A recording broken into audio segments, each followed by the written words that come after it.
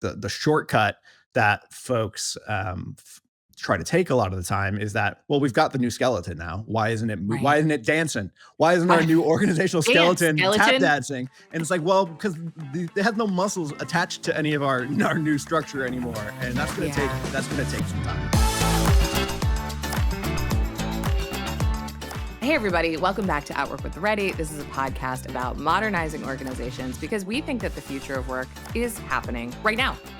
That was such a quick intro. I love it, Rodney. We're getting to it today. And everybody knows what we do. Each episode, we turn our attention to one common organizational pattern that we think is worth digging into. We pull it apart, like me pulling apart a lobster on vacation last week, and we propose solutions for what to do instead. I love it. I did forget to do the first part of our intro, but that's because I haven't eaten and I've had a lot of coffee. So let's do a check-in round. Let's get in there. Before we do the check-in round, what are we doing this week, Rodney? What's our topic? What's our little teaser? Oh, yeah. I'm all over the place. We're going to talk about reorgs. Y'all, you want to talk about reorgs. My friends, all they want to talk to me about is reorgs because they all have to lay people off, or they're worried about getting laid off, or they've been part of having 80% of their team laid off.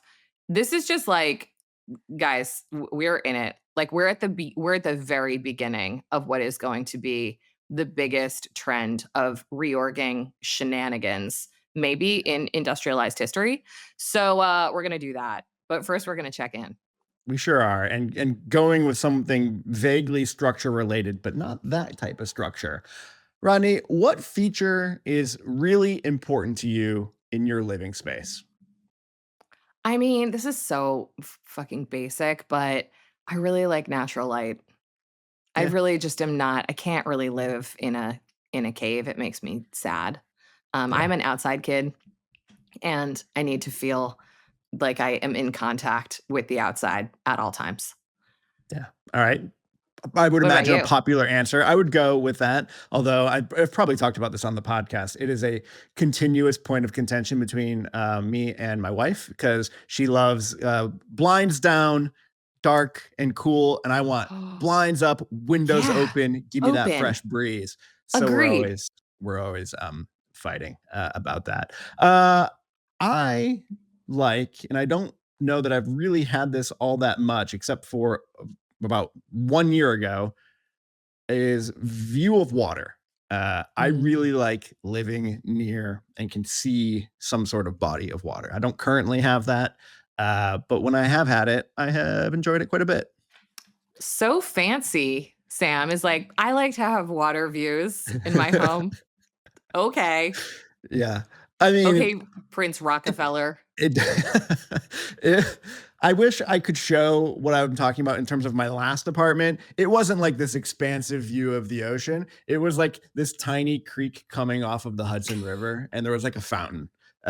So it was like entry level waterfront living. Fair enough. It is great. Right. And also, that it is like they've done studies that being able to see water and be near water is like calming to the nervous system, like significantly. Good for the ticker. That's right. All right. Yeah. So the pattern, you've already somewhat teed it up, but here's another articulation of what we're going to dig into today. So a reorg is like taking a snow globe and shaking it the hell up and then sitting there for a while and waiting and hoping for it to get back to a sense of normalcy. And for most organizations, once it finally gets back to that state where we can see what is in the snow globe, we don't like what's in there and we prepare to shake it up again. And then we do shake it up again and we just wait. And we are living in this perpetual blizzard of our own creation. That's the pattern. Wow. Blizzard of our own creation is maybe my favorite phrase ever uttered on this show. Yes. All right. So, but let's actually dig into like what this looks like when we are working with organizations. Like why is this pattern so enticing? And every organization, I think, is always looking at that reorg lever and thinking it looks pretty nice and very willing to pull it, even though the reorg from 18 months ago just kind of wrapped up and it didn't really fix any problems. But yet, once again, let's pull that lever. So what's Yeah. going on there? Reorgs are like the most definition of insanity way of working, I think, that still persist. It's just like, it's gonna be different this time. And I'm like, Yeah. what evidence do you have that it is? Yeah. Uh, I think so there's a lot here. I'm gonna start sort of with like the very top of the house because I think for a lot of people that I talk to who are struggling with this, they just look at the irrationality of reorgs and the chaos that they cause and go like, why? Like what why? And what is unseen but true is that often the motivation for the reorg is happening at an altitude almost outside the building. So a Yeah. lot of times what's happening is an executive team feels pressure to show or hit certain metrics and boards want to see real definitive action taken by that executive team. Yeah. Remember, a lot of boards have the responsibility of evaluating CEO performance, replacing CEOs who they believe to be underperforming, and reorgs are a fast lever, not a good lever, but a fast lever for a CEO to say to their board, I am taking decisive action and it is going to result in X number of dollars in cost savings. Yeah. And then, with the infinite wisdom of 100 years of nonsense behind them, they hire a large consultancy to do some bullshit spans and layers or activity based job analysis, determine what an optimal number of heads should look like to do X work, and then go to town on shuffling the sticks and bricks around. I Yeah. say this because that altitude of decision making and analysis is often so disconnected from the people who have to execute the reorg, who have to live with the results of the reorg, et cetera, that it feels truly like completely irrational to the people who are ultimately consumers of that decision downstream. But MBAs and large consultancies are still teaching this idea that reorganizations are a way to solve problems.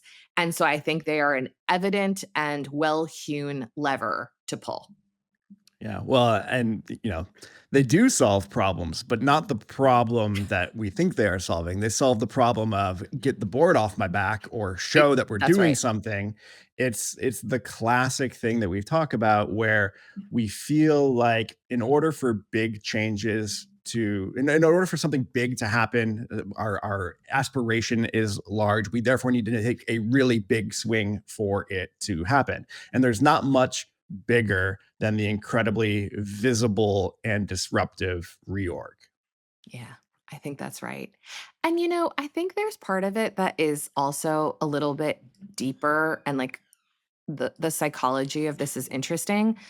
I think to your point, Sam, it doing something that feels as drastic as a reorg, as like a large reorg in an organization and laying a bunch of people off, I think it telegraphs like seriousness. Like, I Right. am an We're not messing executive around team anymore. and we are not messing around. Like, we are going to do painful, hard things to solve this problem. Yeah. And it's like, the research says that 16% of reorgs deliver the expected value. So like, let's stop kidding ourselves.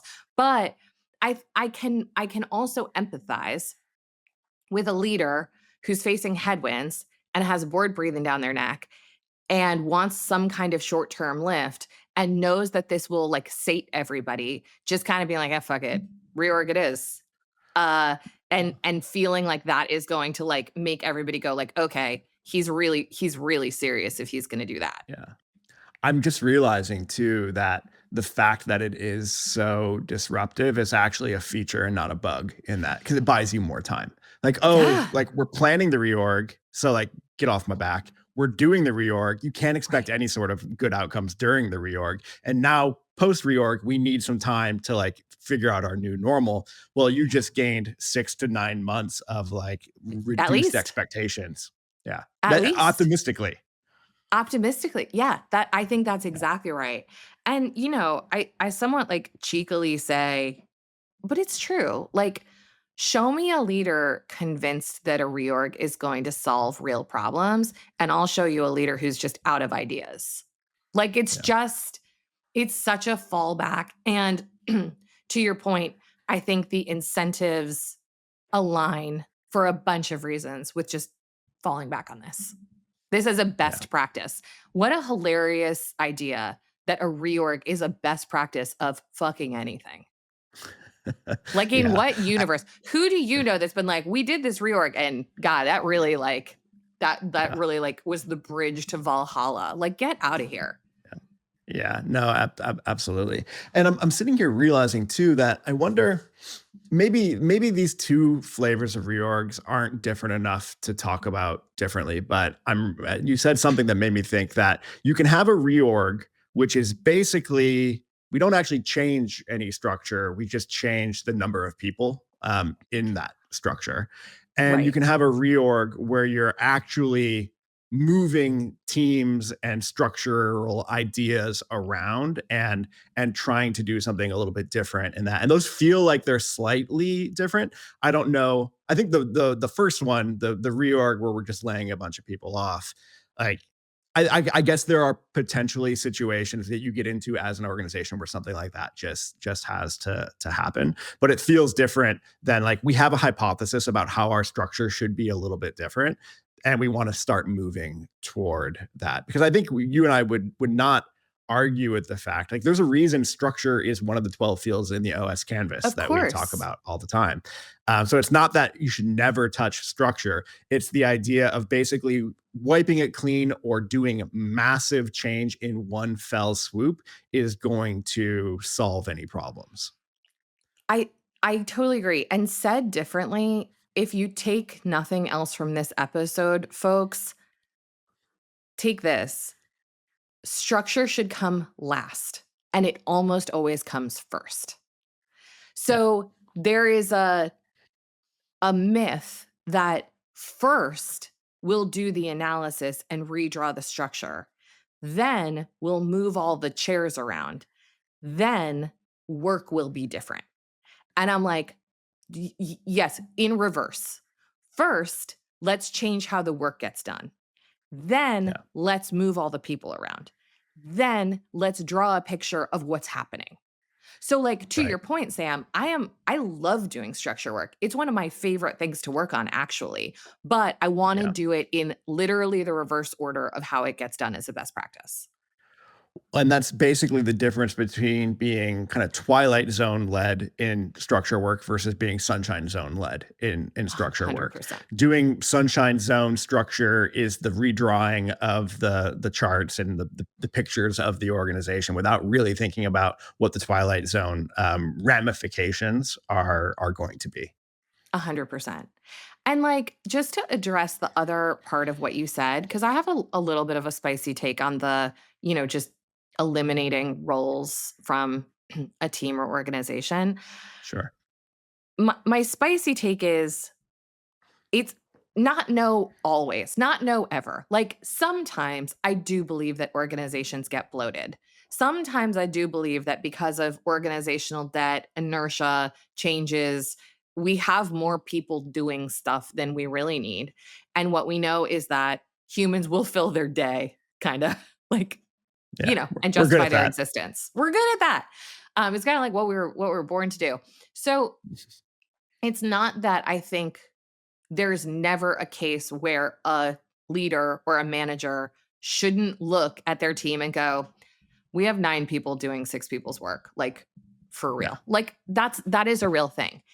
And but what I see more often and too often is we have a number to hit in terms of how Yeah. many people we have to get Totally. rid of. That's the only thing we're backing into. And, like, Yeah. workflow be damned. So, like, I Yeah. just talked to somebody the other day who is part of a team that was reduced by 80%. And there's a lot about it that seems really difficult. This is like a very common story, also. There's a lot about it that seems obviously really challenging.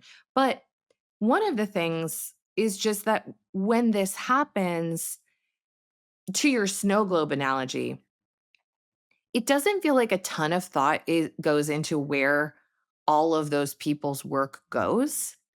And it's Right. not like there's not 80% less work.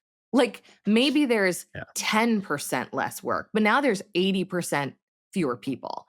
And Yeah. my friend was saying like, there are no replacements hired. There was no like consideration of workflow. Yeah. There are like literally Google Drives that are like firewalled within this team so people can't like cobble together the documentation they need to do their jobs, and frankly the expectation in these situations, especially right now because of like the posture of dictatorial leadership sort of being in vogue, is suck it up, you should be happy to have a job. Right. And like, gross. Like, first of all, just fucking gross. Second of Gross. all, Yes. that breaks so fast because markets change, and the pendulum of you should be happy to have a job and we're going to give you $100,000 signing bonus to get you here because everybody left swings real quick. So like Yeah. I don't Yeah. love the like look to your left, look to your right, everybody's replaceable, fuck you, you should be happy. I don't love that ever because I think it's terrible leadership. It creates terrible work product. It creates huge holes in like whatever social fabric you have in your organization. But also, it's very short-term thinking because when you Yeah. want to attract people, like that is now in the DNA of your organization, is that 6 Yeah. months ago that was your talk track. Yeah, well, and once you get into this pattern, it's hard to break it. So once we're coming out the other side and we're going on a huge hiring spree, everybody who's been around for more than a hot minute is like, I've seen this story. I've seen this I know movie. what's actually going to happen, and That's I right. think there's a lot of self-preservation behavior that starts to take place, and really just distraction from like what we're actually trying to do because they know the first whiff of a bad quarter suddenly we're doing the reorg game again from the perspective of stripping cost out and not from the perspective of what do we actually need to do to create more value to make our customers Yes. happier. I would love to work on some structure projects where that is the anchor that is driving the conversation and not we need to figure out how to strip out 30% out of these three teams here. How do we do that? And yeah, I as part of totally that, agree. if you're doing it like conscientiously, we're thinking about, well, all right, well, what are we trying to do here? What's our strategy? But it's very different to be leading with the cost cutting and then kind of look people in the eye about like, well, this is about finding the structure that is best for what we're trying to do. Right. You know, I want to ask you because that brings something up for me. And I think I don't have real evidence of this. It's just like a hot take. But I feel like a lot of times, like the workforce planning stuff that is related to strategy is like separate from reorg stuff, which feels like it's more related to like finance. Yeah. And that seems bad. Does seem bad. Yeah. I mean, Do I you think see I that? think I I'm thinking back to like some specific things that I've been a part of where I've seen things happening. And I think that pattern has existed. I think the example that I'm thinking of that was not as egregious as what we've been talking about is that the workforce planning folks had kind of like installed some of their thinking and work into the organization in such a way that it affected decisions that were being made in the reorg, even if Mm, they weren't necessarily like in the room, helping make those decisions. At least the thinking had permeated outside of just the workforce kind of planning team. But yeah. I mean, uh, here's a red flag for you. If your reorg process is being driven by finance, no shade to my finance Uh-oh. friends out there. It's an uh-oh. And It's an it's uh-oh. probably not actually an exercise in thinking through really carefully, like how does structure help us accomplish what we're trying to do here? Yeah, I think that's right. I mean, again, it's backwards. Yeah. it's like rather than starting from what are we trying to do? And incidentally, this does not have to be necessarily. I know reorgs are often driven very top down, but I Yeah. think within departments or functions, we should be asking the same question of like, what are we trying to do in the next Yeah. 18 months? What does that mean for our workforce? And if layoffs naturally shake out of that, so be it. We've done a Yeah. whole other episode on how to do that humanely. But ideally, what we're going to end up with in terms of the strategy and our pursuit of it is some combination of hiring, retraining, status quo, and possibly layoffs. Like it should Yeah. be a mix of a bunch of different things that need to happen in order to have like the future ready force. Yeah, yeah, and I think I don't know if you said in your little list there, but also like workflow and information, like the way we actually do work as well. I think one of the metaphors that I've started to use as I think about structure work within organizations, especially structure work that is going to result in kind of a fundamentally different structure, is that the structure is the bones or the skeleton of the Mhm, organization, and we can do some mhm. mad scientist shit and like really change that up if we want to, but the muscles and the ligaments that you need to move those bones around in a way that is coherent and allows you to function as an entity don't just happen overnight, and they Yeah. need to be consciously designed and practiced before you have a skeleton that can actually move around. And I think the shortcut that folks try to take a lot of the time is that, well, we've got the new skeleton now. Why isn't it? Why Right. isn't it dancing? Why isn't our Right. new organizational Dance, skeleton tap skeleton. dancing? And it's like, well, because they have no muscles attached to any of our new structure anymore, and Yeah. that's gonna take some time. Yeah. Well, and also to that point, like, I think in some of the best structure work that I've been part of, both in clients and even at the ready, um,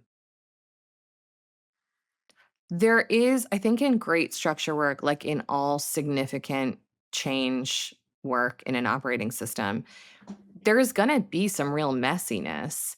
And what you're probably going to see in a great structure, in a great future looking reorganized structure, is like some gaps in terms of the talent we have, some things that we are not really sure how to do yet. So, like, there's gonna be some messiness if you do it right.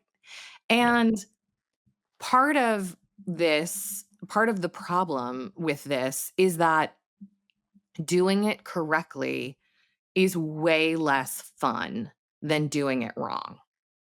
So when I was on my own years and years ago, and I was like fractional chief HR person basically for small companies, I was so good at sticks and bricks, bro. Like I could sit with a CEO for 2 hours, look at like who's who, what they've got, tell me what's not working, blah, blah, blah.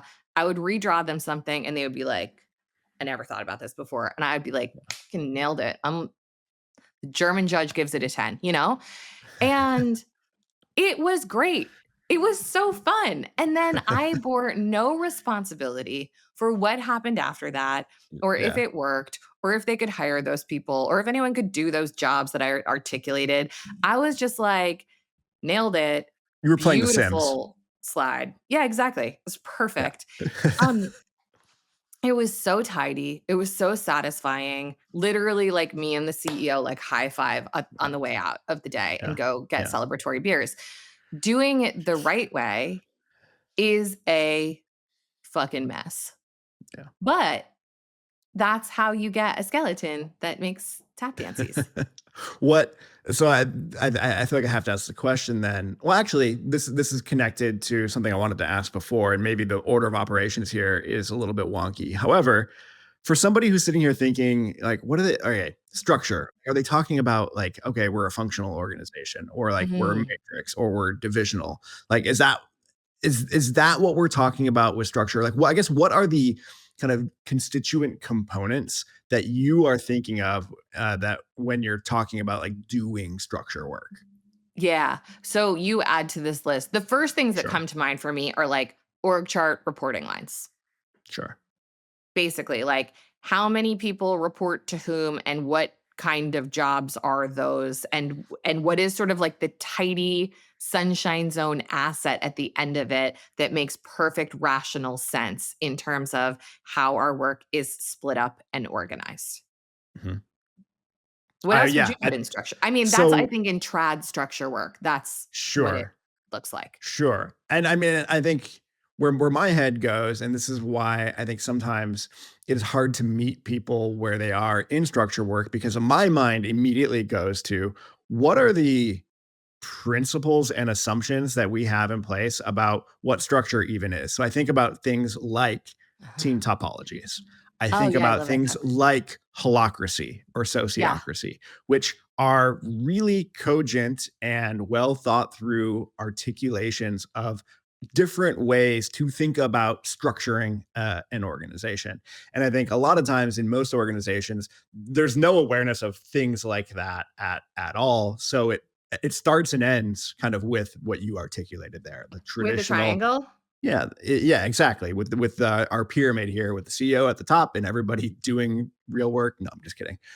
Everybody else at the bottom, and we connect it together. And yeah, Yeah. that is one way to visualize an organization, but there is potentially more at play if we want to go a little bit slower and be a little bit more careful about what we're talking about. Yeah, I love this point. And incidentally, we talk a lot about how like both being overly bureaucratic and being overly chaotic carries its different kind of drag. I think that in some very successful newer tech organizations, now they're like, we're not doing the hierarchy, we're not doing the triangle play. So the CEO or founder has like 40 direct reports. And I'm like, that's just chaos. Like, don't do that either because like the amount of time that those 40 people are spending trying to navigate who to coordinate with and how work gets done and what subgroups are responsible for what is stupid. So it's like the counterweight to too much tidy command and control structure isn't no structure. Right. Yeah. And like the references that you gave are great ones. Like when we embarked on really, starting from a blank sheet of paper with the ready structure, the first thing we did was read team topologies in a book club and Yeah. talk about it week. Like we talked about a chapter each week just to sort of like marinate ourselves. And that book is very oriented toward tech orgs, but there's Right. just a ton in there that's really applicable and interesting just to just to open our minds to what Yeah. Yeah. various kinds of structure could look like. And I don't think that that's where most structure work starts, to your point. Well, totally, because the impetus of that mission-based team at the Ready coming together was not like, "Holy shit, we gotta get rid of 40% of people in the next Of 6 course. months. Like, what are we Of doing course. here?" No, it was like the what you would hope in an org design organization where we're like, "We're feeling some things in our structure," and, like, we sat in a while about are these tensions that we're feeling, are they actually structure tensions? That's Can they right. actually be addressed in other ways? And I think a lot of things that we maybe initially thought were structure tensions could actually be addressed through, governance and other sorts of things. But I think some things were lingering, and I wasn't super involved in the structure MBC, but there was enough obviously lingering tensions for that crew to come together and start thinking kind of from first principles, like what do we actually need from our structure to have the impact that we are trying to have on the world. Yeah, that's right. And to make this relevant to a lot of folks out there, because obviously the Ready is a small and very wonky place where we can try a lot of weird shit. But a big shift that we made in this structure work that I actually see in a lot of like C suites and ELTs is that the Ready's last version of structure was very much designed for representation. So the source team, which is the was the equivalent of a leadership team in normal organizations, was made up of people meant to represent different functions or POVs or whatever in order to just come together and make decisions. What the structure team realized, which I was not a part of, was that what that group needed to be was not just representative group, but because of what's happened in the last 2 years, that group had determined that there's actual shared work to be done by that group. And And this shared is a work to shift be that done means expertise, uh, hands skills on in that keyboards, like specific stuff. making shit for Yeah. the company, not just showing up and being like, here's all of our opinions integrated into a decision, but like, okay, these three people are working together on a new business model. Okay, these three people are working together on new project architecture. Okay, these three people, this subset of this team is working together on a new product launch. Like, Yeah. and I say this because actually I think that what I see a lot at the top of the house, and frankly, a lot of like team of team level groups, is more of the representative orientation of like, we Right. just show up here to like I just show up to say what my team is doing and to weigh Yeah. in on any decisions that impact them, rather than like, actually, this layer has work to do together. Right. And our job is to define what it is. Yeah. And if you kind of follow that line of reasoning, you see why many organizations, especially large ones and more traditional ones, have trouble with that because Yeah, you are operating under a fundamentally different assumption about what it takes to be part of a quote unquote leadership team.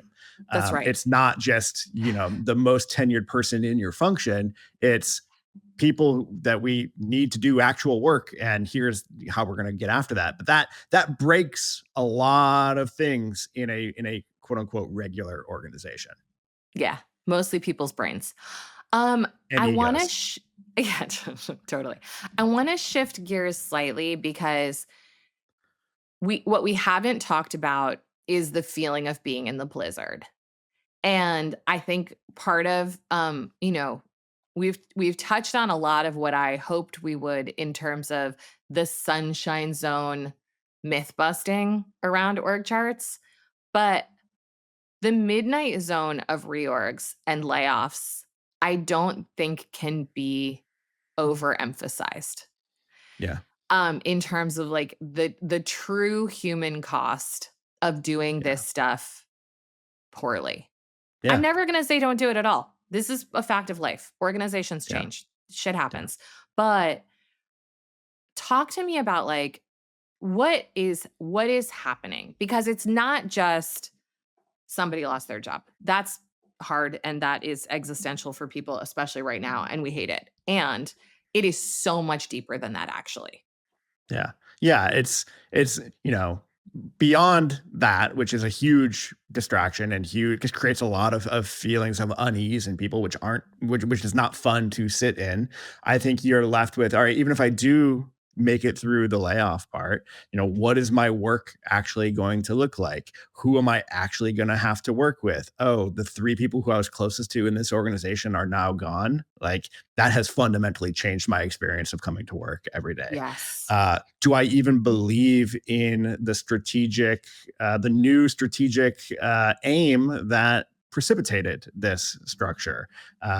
If I don't, and I made it through the layoff, there's maybe some feelings of guilt and like discord there to work through. I mean, I think name a negative emotion, and you can probably identify it in somebody's experience in the midst or just after a reorg. And I don't think there's a lot you can do to mitigate that, which is why this Yeah. lever should not be being pulled as frequently as it is, because Yeah. the midnight zone stuff it kicks up is just going to kick it up, and It you is. can't like placate people or make them not feel the way they're going to feel in that sort of moment. Yeah. I think that's exactly right. Um, one thing I want to like double tap is that, there have been studies done about the fact that like retention is so much higher for people who have one good friend at work. Yeah.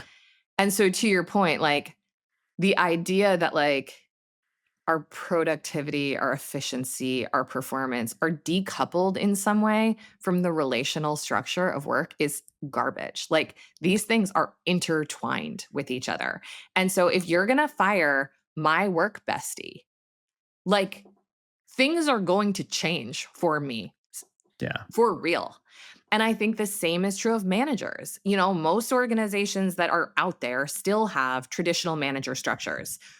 Most people are more focused and concerned with who they're being managed by than a lot of other elements of their job. And like, I know because I stay in touch with a lot of my old clients and because I worked in a traditional organization, the amount of like focus and conversation and distraction and back channeling of like, who is my new boss gonna be Right. is this is not something that gets discussed when the org chart is being redrawn. Is like, are Sam and Rodney each going to crush 80 to 90 hours in the next month debating what the fuck is going to happen to them? Because that is what is happening in Yeah. the background.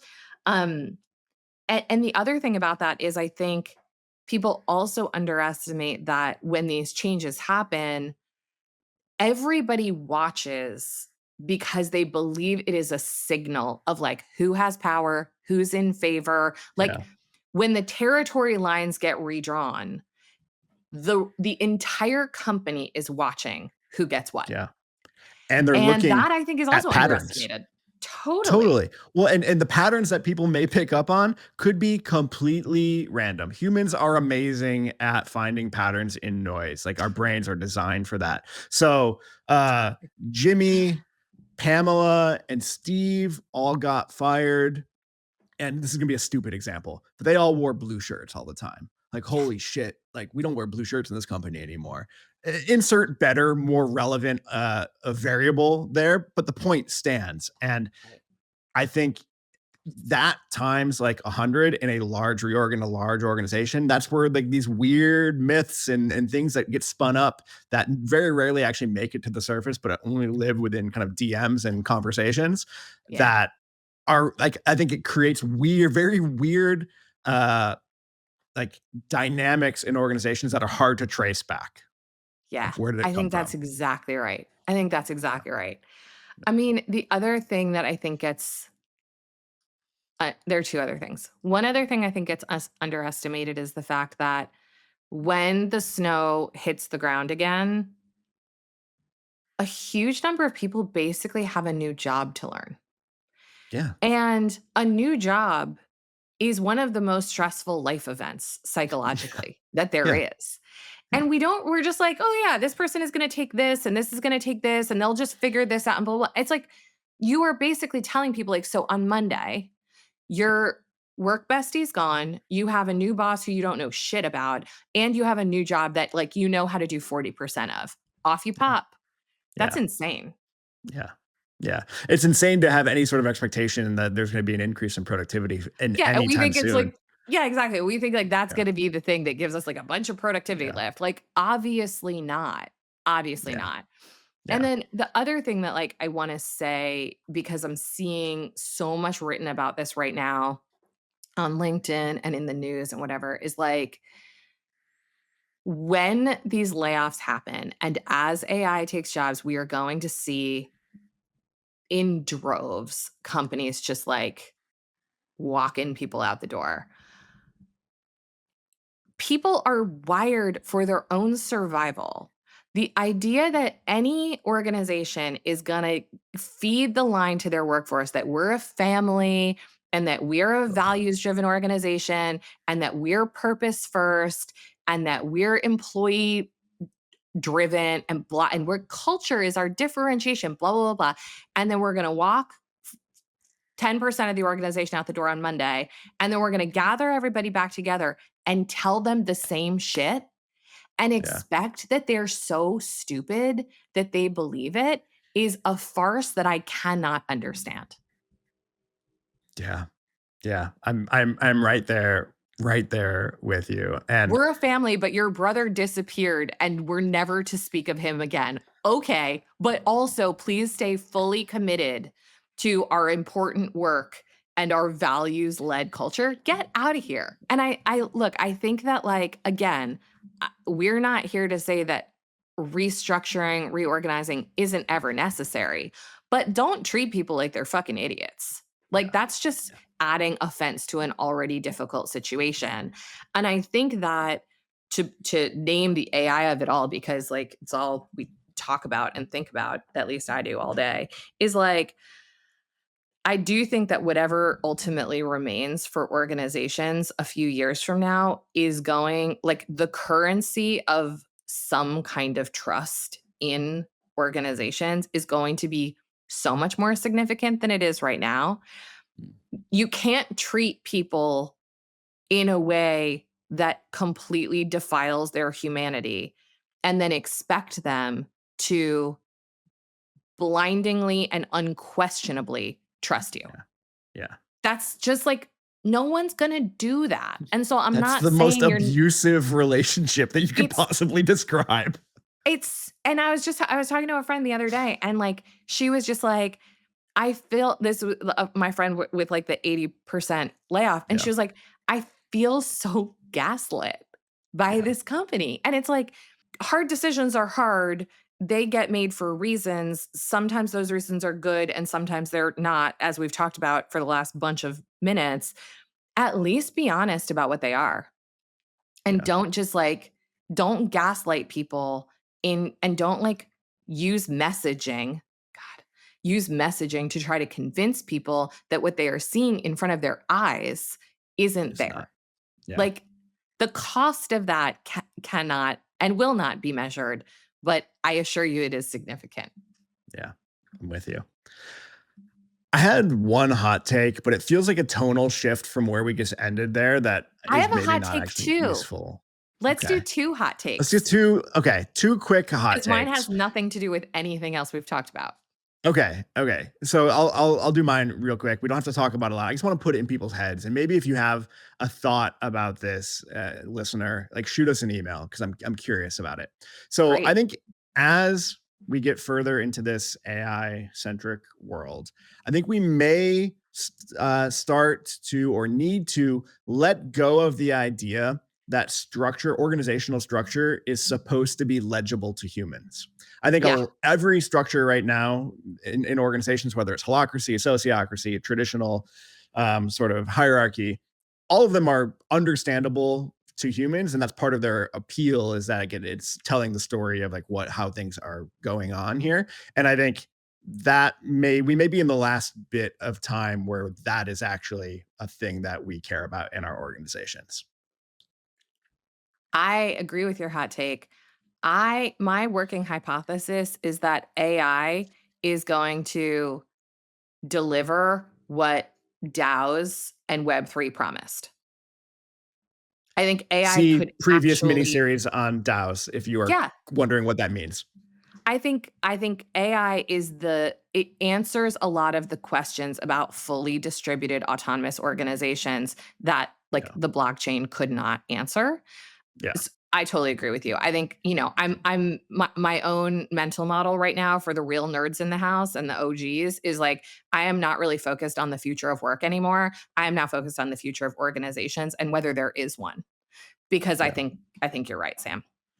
Cool. All right. Okay. What's your hot take? My hard right turn that also has nothing to do with what we've Yeah. talked about is we haven't talked at all about like the broader legal OS around Mhm. restructuring, which is the other unnamed but incredibly present force in making these decisions. Yeah. So I've seen it done, maybe at this point every way it can done. I've seen like just like last in first out. I've seen just like hit this number. I've seen person whatever.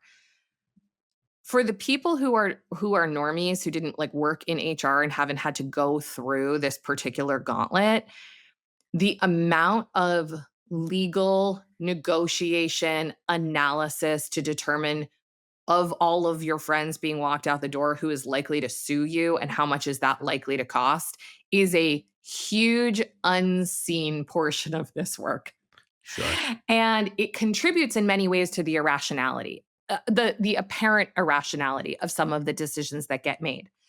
I Right. don't have a good answer to this, and I'm not gonna try to make one up, but I think it's important to say out loud that all of the other factors that we have discussed today are present, and this is where an organization's OS meets an environmental broader OS in which it Yeah. lives. And that Yeah. OS is employment law in America I was gonna say or in we're other taking a very countries where it's US harder. centric. Yeah, I would say we're taking very I mean, US I've done centric to layoffs all this. over the world. It's honestly easier here than a lot of places, although more That's my litigious. point. Yeah, Yeah, that's more litigious, but and when in a country where basically at will employment is, it's doesn't there's a lot exist. less protection on the on the employee side of things, which makes reorgs a lot easier to do. Yes.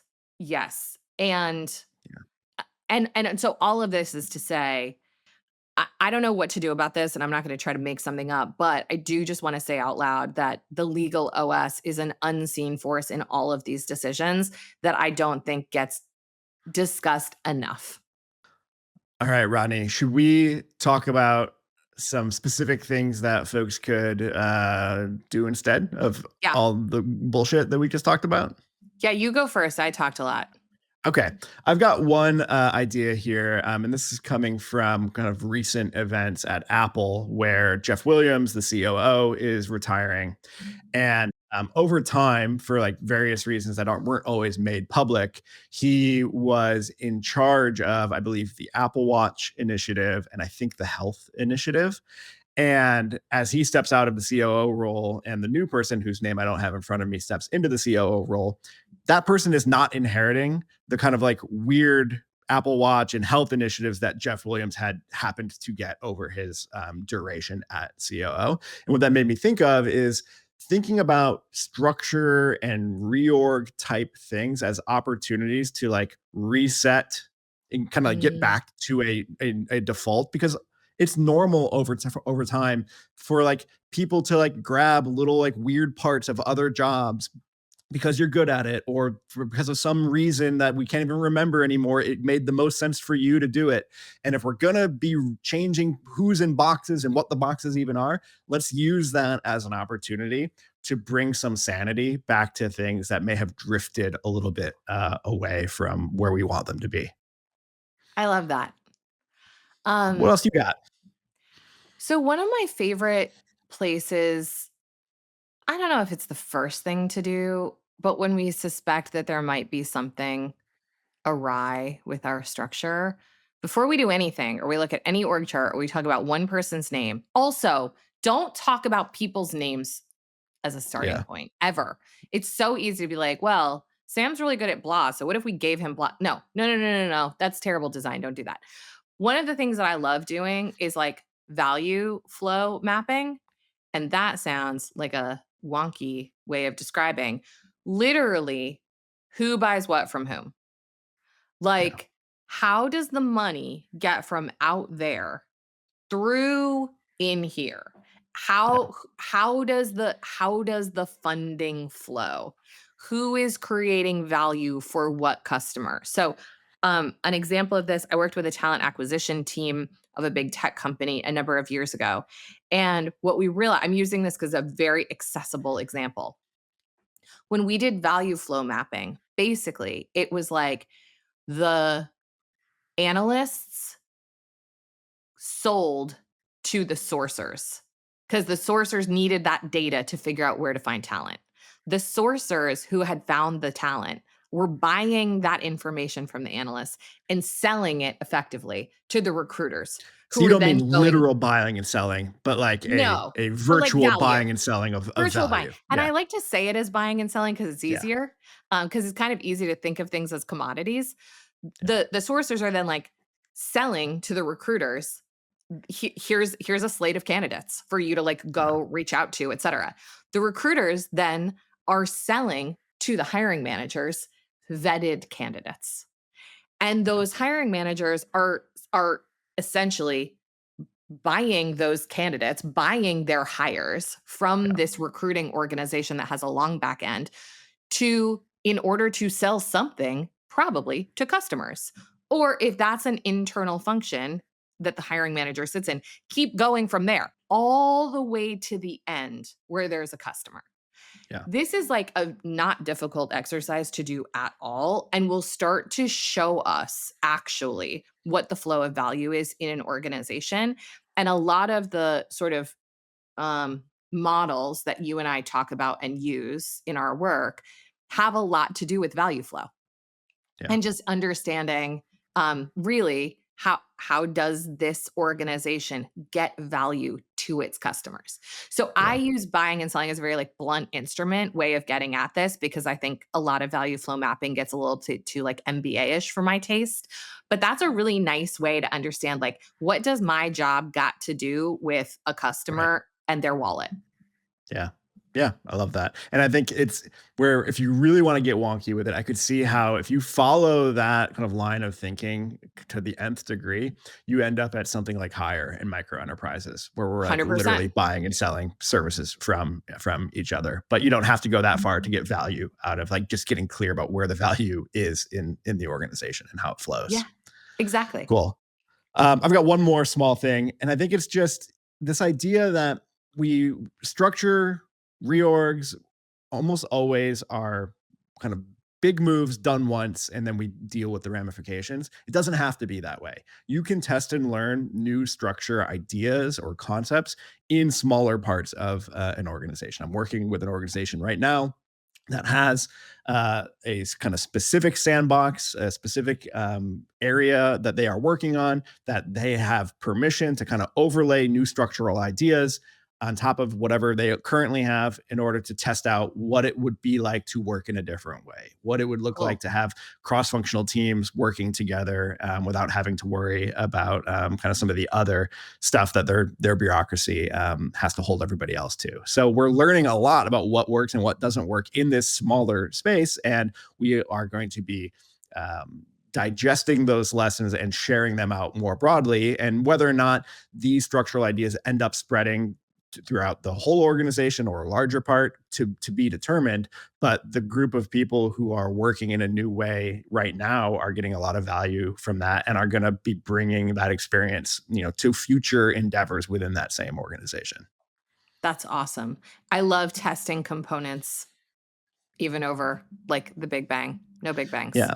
And you've gotta have it's gotta be a coherent enough space to test some ideas kind of like end to end. Like it can't just be like random structural ideas that don't fit together. So there is some like thought that has to go into it to make it an actual like the sandbox has to be reminiscent of real life enough Yeah. to have generalizable learnings that come out of it. Yeah. I think that's right. Yeah. Um my last idea is not that practical, but it's a mental model to really keep in mind. And I want you to say the counter argument that I know that you have because everybody has it. Okay. The pendulum swing from decentralized to centralized and back is a losing battle. Most companies need some level of centralization of some things to be coherent and mostly decentralization.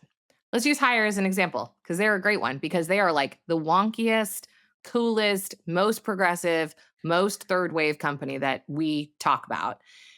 Even higher with their micro enterprises that sell and transact business, there are platform teams where there is some consistency that those micro Yeah. enterprises transact with so that every single one of those small startups doesn't have to invent their own recruiting process. Yeah. They don't have to invent their own like finance portal because that would be insane. Yeah. And that's an extreme example, but I see this a lot in big HR organizations. There is some belief that like this time it's going to be different when we pull everything back to the center and everybody does it the same. And then that gets overly constrained and overly bureaucratic and really inefficient. And then we push it back out and say, no, Yeah. no, no, everybody is just going to work to do what their business needs. It's not going to work that way, guys. It's going to have to be a combination of Yeah. some centralized work that serves the whole and some decentralized work that serves the client. That's probably an internal client in a lot of cases, not necessarily. And, like, you just gotta get right with that because, continually moving between these poles is Yeah. so expensive and so distracting and such a waste of time. Yeah. I would say if you're feeling the urge to go in the other direction, go half as much. Like, okay, swing back to decentralized, but don't do the full swing back. And then after a while, when you feel the urge to go more central, go half as much as you are inclined to go.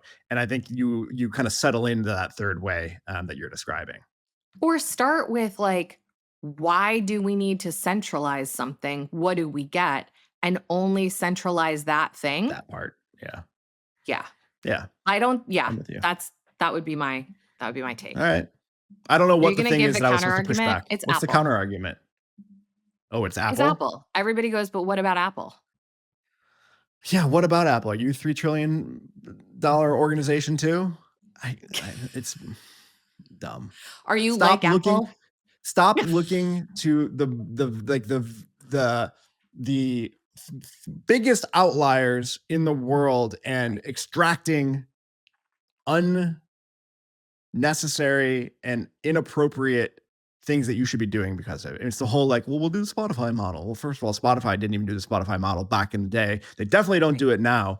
Let's stop looking for silver bullets from other organizations, please. And thank you. I think that's right. I think that's right. Inspiration is fine, but, like, using the edge case as the argument against rational thought is less great. Yes, agreed. Rodney, we gotta wrap this up. This intended to be short episode has just Didn't we've got a happen. lot to say about structure. We're Apparently, really I'm not salty about surprised. this, I'm We realizing. are. I don't know if it's just 'cause Um, I'm hungry, but salty today. that's yeah. You have an excuse at least. I think I'm still like half in vacation, so I'm just mad I'm not on the beach. Fair. Uh, hey everyone, we're always looking for new topics for the show, and I say that every week. But as I You was looking do. back in my list of topics, I'm like, I actually do need some ideas. So like, Okay. do it for real this time, please. Send us your patterns that you think we should talk about to podcast@theready.com. Dig it. This show is engineered by Taylor Marvin and produced by Jack Van Amberg. At Work with the Ready is created by The Ready, where we help organizations around the world change the way they work. Thank you so much for listening.